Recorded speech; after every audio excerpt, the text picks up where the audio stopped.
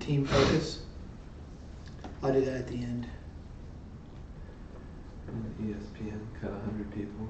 Yeah, I'm gonna talk about baseball first. Good morning. Welcome to United States Sports Academy and our weekly sports talk program. With me today is Mr. Jason Williams, one of our doctoral teaching assistants, and almost Dr. Ben Billman, another one of our teaching assistants. Ben's 2 years ahead of Jason, so he's almost doctor. He's not quite there yet.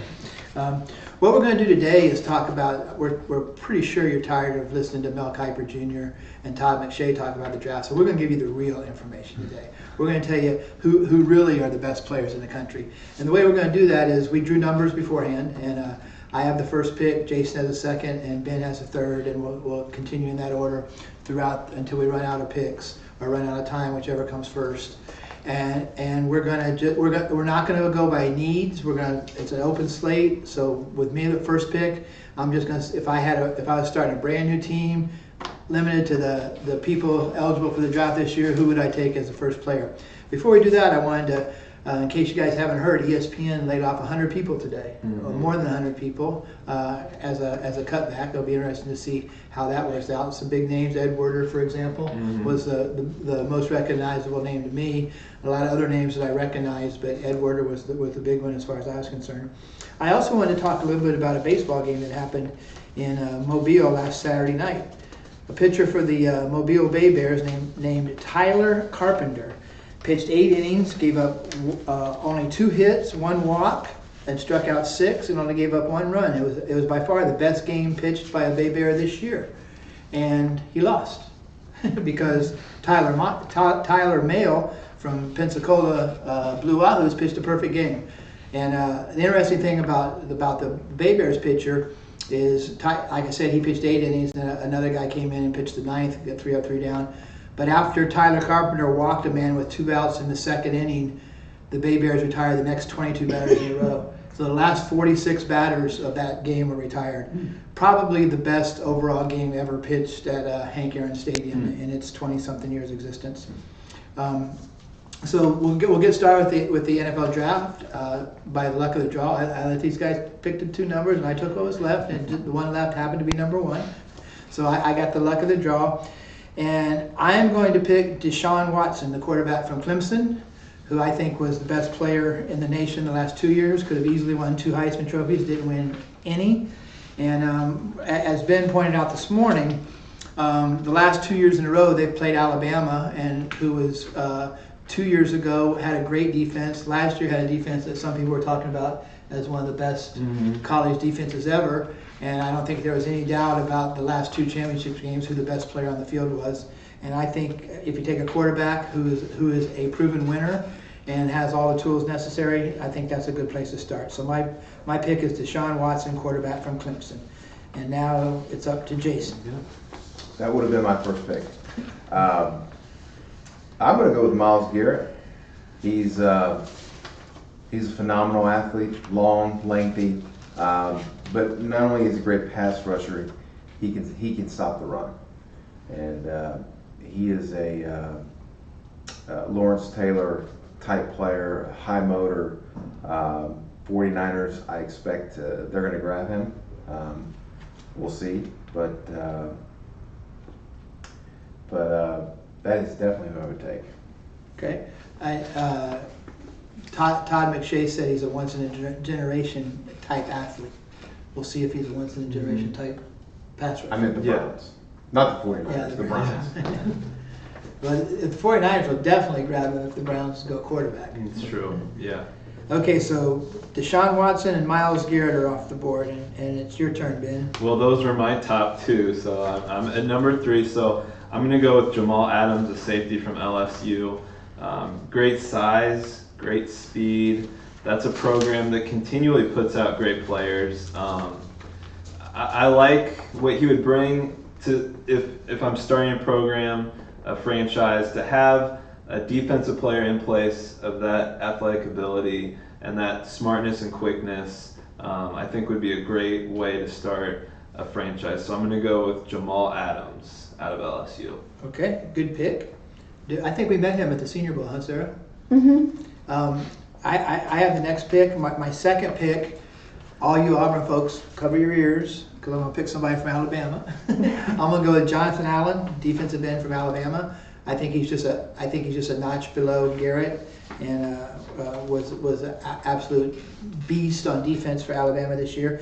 Ben and I were talking about this earlier this morning, but it appears like on our list, this list we have the top 35. The list was the top 50. I only copied 35 because I figured we wouldn't get past that. But there's 3 defensive players that are between 36 and 50 on that list.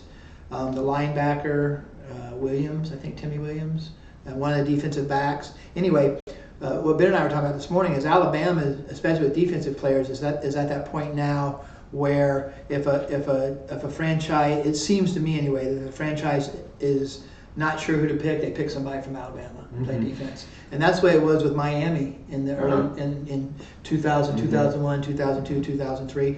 If you look at that roster, if you look at a picture of Miami Hurricanes, a team picture from 2001, there were 37 players on that team drafted, and 19 of them were first-round draft, but not all in the first year, obviously. But you know, it seems like we're at that point now with Alabama. What Coach Saban has built there is that. You know, and it's not a bad philosophy. If you're really not sure, pick somebody from Alabama. Yeah, absolutely. Because they've had great coaching. They've done well. They've played in big games. So my second pick is Jonathan Allen, defensive end from the University of Alabama. Jason? I like that pick. My second pick is Mike Williams, wide receiver from Clemson. Didn't really know a lot about him until the last part of the year. But, you know, we saw what he did against Alabama, and it's going to continue. His numbers are phenomenal. He's fast. He's big. He is what you want in a wideout. That's my second pick. There was one of the football gurus on ESPN before the championship game this year made the prediction that the difference between 15 national championship game and 16 national championship game, which were played in 16 and 17, but the difference between the 2 championship games would be Mike Williams, because he missed the previous game because of an injury. The only thing that would scare me, and I had Mike Williams as number 5 on my list. I had to just cross him off. But the only thing that would scare me about drafting him was I attended an Auburn USC game in, I think it was 2003 or 2004, and USC had a player named number 1 who completely and totally dominated the game from the wide receiver position, which is not easy to do. And it says here, overall his combination of size, physicality, and nasty temperament is unique. That player had the same characteristics, and his name was Mike Williams. And he turned out to be a complete and total flop in the NFL. That's true. So that I thought about that when I put a 5 next to Mike Williams' name. I said, hopefully he won't be an instant replay of the previous Mike Williams, because he dominated that season. You know, Matt Leinart I actually saw Matt Leinert's first career start at USC in Jordan Hare at Auburn, and Mike Williams dominated the Auburn defense. But I think that's a great pick, Jason. I would have taken Mike Williams a little bit later, but that's a great pick. Ben? I'm going to go, I picked a safety in my first round. For the second round, I'm going to pick Christian McCaffrey out of Stanford. He's so versatile. He can play running back. He can be in the slot. Wide receiver. He blocks well. He does a little bit of everything. I think Leonard Fournette is probably a little bit better running back and will get more touches from the backfield. But I think McCaffrey and kind of his versatile style, he can be a threat in a lot of different ways. Plus, he has the NFL pedigree.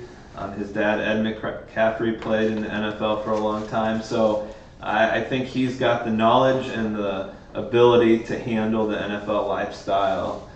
Stanford guy, so good program. And so I'm going to go with Christian McCaffrey at second round, my number 2 pick, yeah. Ben and I wrote an article about this in Sport Digest, and I know we disagree on this. If Leonard Fournette or Christian McCaffrey was the last player on the board and I was the last team drafting, I would pass. I wouldn't take either one of them because they quit on their team last year, and I'm convinced I might get hurt. So I'm convinced that 4 years down the road, when they're in the last year of their rookie contract, when they're going for the really big contract, if the team they're playing for is 6-6 and out of the playoffs, they'll want to take the last 4 games of the season off so they don't get hurt. But it's Ben's pick, and he's going to take Christian McCaffrey. So, Yep. with my third pick, holy cow, I'm going to pick another Alabama guy. I'm going to pick Reuben Foster, inside linebacker from Alabama. I think he, in my opinion, other than the two defensive ends, Garrett and Allen, I think Reuben Foster is the best defensive player in this year's draft. And he went to Auburn High School, which if you want to become an instant villain at 18 years old, be a graduate of Auburn High School and ranked as the best linebacker, best high school linebacker in America. Have AU tattooed on your arm, and then go to Alabama. Yeah. And that's what Reuben Foster did. But a great player. Maybe a little undersized to be an inside linebacker, but he could in my mind, with his speed, he could become a Cam Chancellor type of strong safety in the NFL. Does the diluted drug test bother you? Doesn't bother me in the slightest. Yep. So we have the drug test and the combine incident. Yeah. But he could be the best linebacker Nick Saban's had. The way he snaps his hips, the way he explodes in ball carriers. He was actually 10, 15 pounds heavier before last year, so he can easily ball. Yeah, he can easily put on the weight. In fact, that's what he said. One of the reasons he drank so much water was he wanted to temporarily get his weight up for when he stepped on the scales at the combine, so they would think more highly of him, which is kind of silly, but yeah. So the answer to your question is no. The diluted test does not bother me in the slightest. And you know, we're all smart enough to understand that if he was if he was ranked number 77 on the list and was a right tackle, the diluted drug test would probably be more impactful than if he was number 8 on the list or number 5 on the list, wherever you put him. I think he was number 9 on this list. Mel Kiper has him number 4, by the way. He's the 4th best player in the draft. I think we all understand that the diluted drug test is a lot less worrisome when you're the 4th best player in the country than it is if you're the 100th best player in the country. True. Yep. Okay. Jason? I'm going with another wide receiver. And the reason I'm picking Curtis Samuel is because I think he's a once-in-a-lifetime type player. I think he changes games. Some of the plays he made last year in critical times, the Michigan game specifically, I think he's going to be all-pro for years to come. I really like that player. I like the speed. I like the way he's able to make plays, adjust in the air. So I'm going with another wideout, Curtis Samuel. Great pick. Ben? So I'm going to go with another defensive player, Marshawn Latimer from Ohio State. Being a Big Ten guy, I've got to have a guy on there from the Big Ten.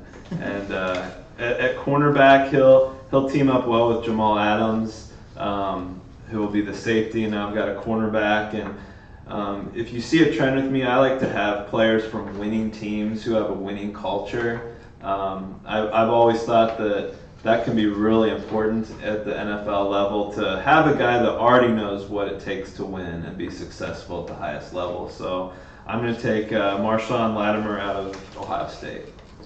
I went to spend a night with Nick last night and listened to Coach Saban talk. And he one of the points he made for young kids, you know, it was mostly about team focus. And for those of you in the Mobile area, and there's 7 other locations around the country, I'm not sure what they are, but if you have an opportunity to work with Team Focus, it's an incredible charity. Mike Gottfried, who was a legendary football coach at Pitt and Kansas and a couple other places, and then probably most famous to this generation as the voice of Saturday Night Football on ESPN.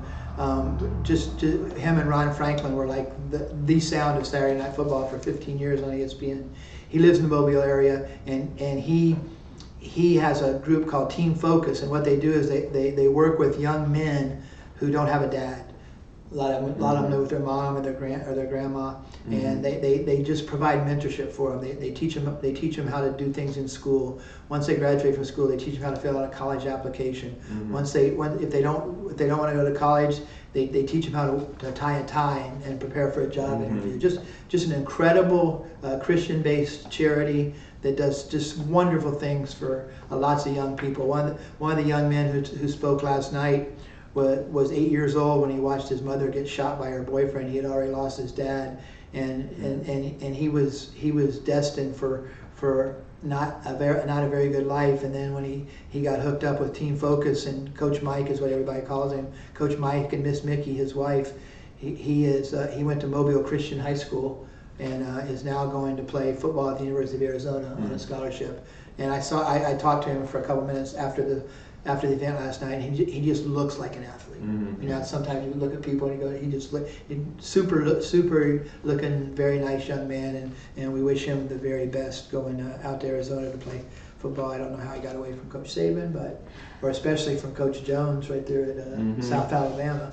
But he's going to Arizona, play for, what's the coach's name at Arizona? Rodriguez? Yes. Rodriguez? Yeah.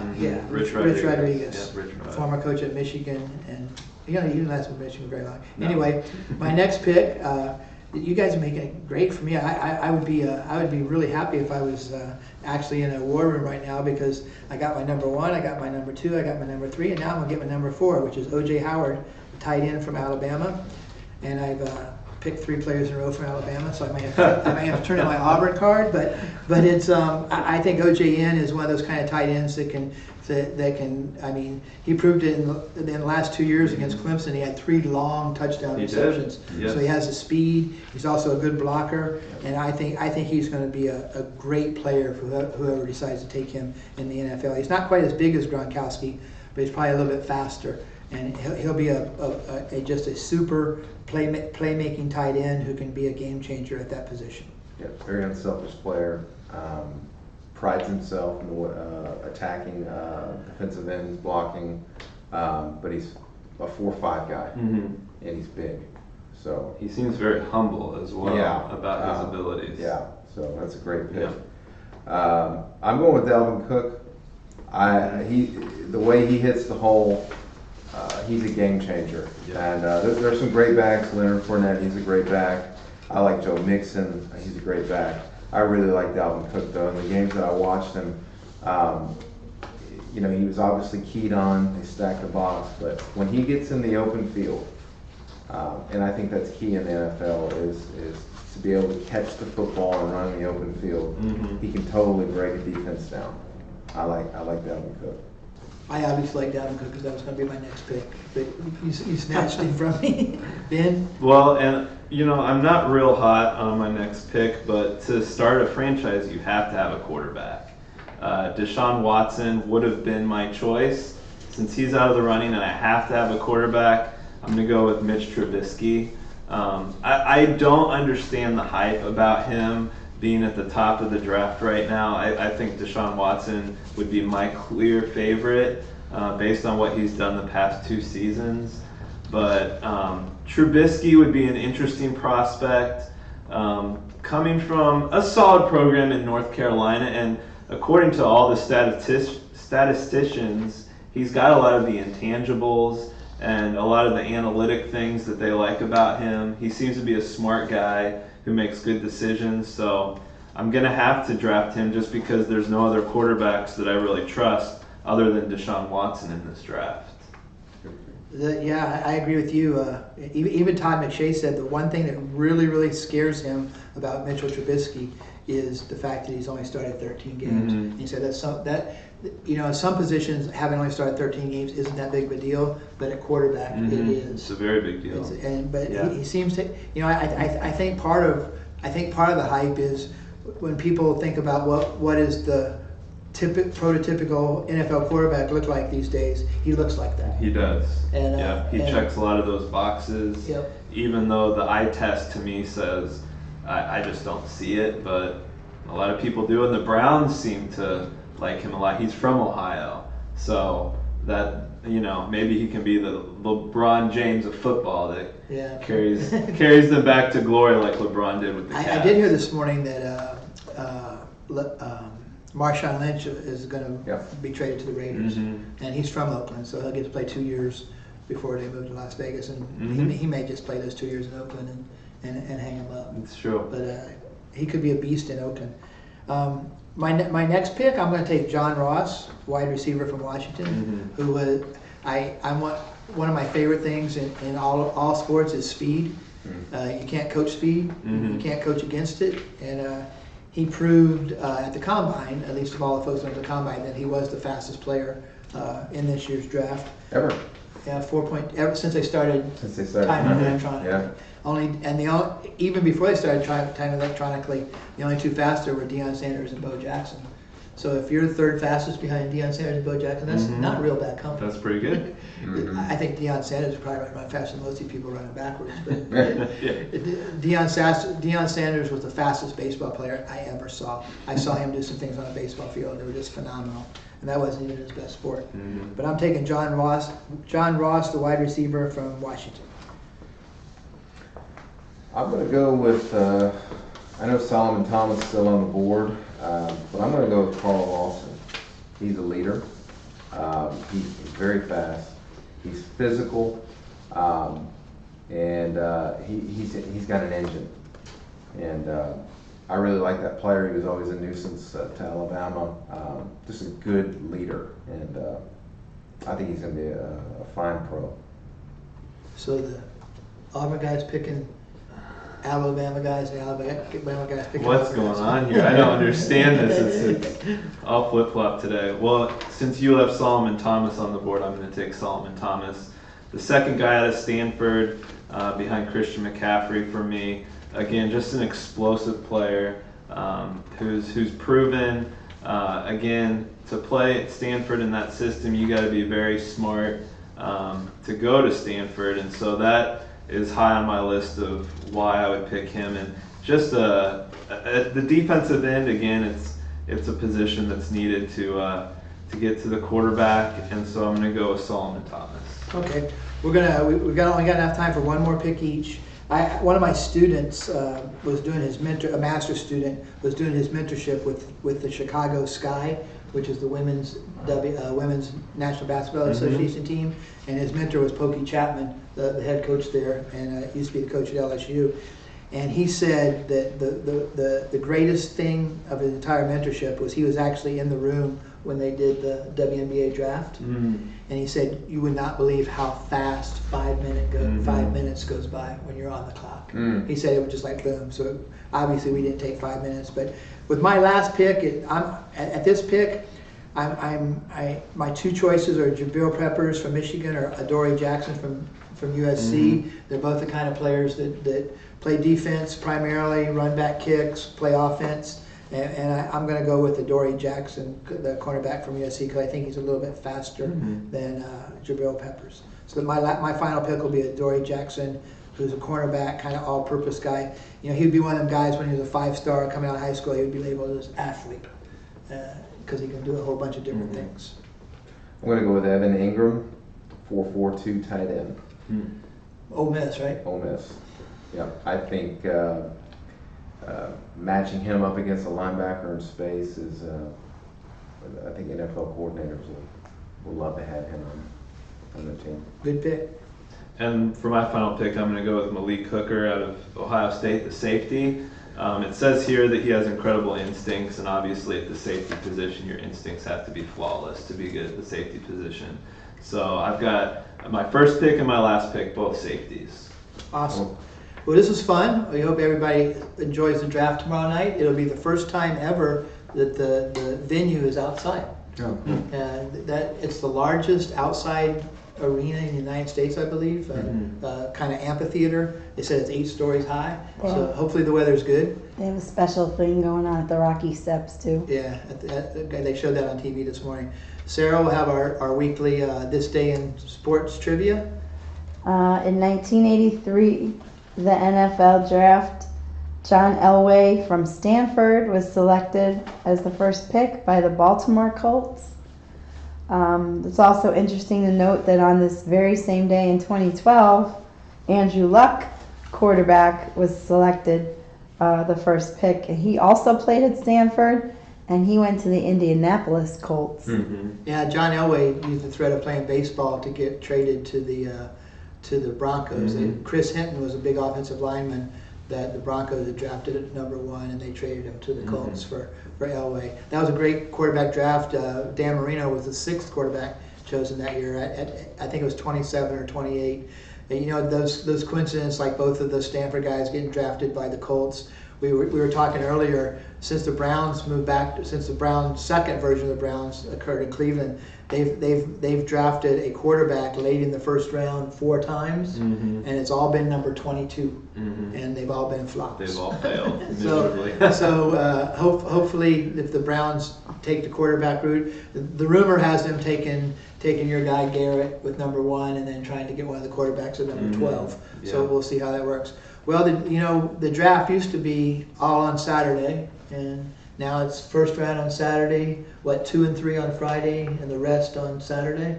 No, first round on First round Thursday tomorrow night. night. Thursday, Friday, Thursday Saturday. night. Thursday, Friday, Saturday, yeah. So tomorrow night at 7 o'clock our time, 8 o'clock Eastern, the draft is, the first round's kind of fun. See them guys try to put those hats on their heads, the hats were way too small, and act like they like Roger Goodell for at least 20 seconds. So that's all we have today, and we hope everybody has a great week in sports, and we'll see you next week from at Wednesday at 11:30 a.m. Central Time from the campus of the United States Sports Academy. Everybody have a great week.